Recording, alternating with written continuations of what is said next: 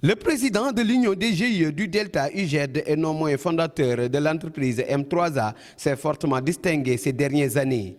Son engagement fidèle et constant en faveur du Waalo motive notre attention sur lui.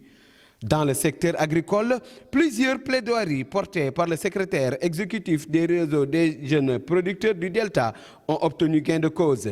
Pour exemple, l'absence de la main-d'œuvre pendant la période de la Covid-19, la cherté des engrais ou encore la pression aviaire.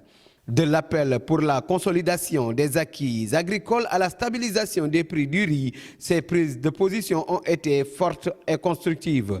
Souvent flanquées de critiques, Aya Fall, puisqu'il s'agit de lui, récolte le prix de son effort d'impartialité. Récemment nommé coordonnateur du SUCOM de Saint-Louis, l'homme s'est distingué par son dynamisme dans l'animation des débats citoyens, une posture qui a fini de faire de lui un élément incontournable dans les espaces de proposition. Sourire toujours incrusté au visage, les années qui passent n'altèrent pas sa passion pour le partage du savoir avec les jeunes et les femmes. Mais le Doomu Waalo a depuis des années rangé les costumes dans les armoires pour participer activement à l'atteinte de la souveraineté alimentaire. Coordonnateur de la jeunesse du Parti des libéraux et démocratiques PLD And Suqali est véritable espoir pour le président Oumar Sarr. Notre leader du futur a par ailleurs empoché un master en géographie et gestion des environnements à l'UCAD.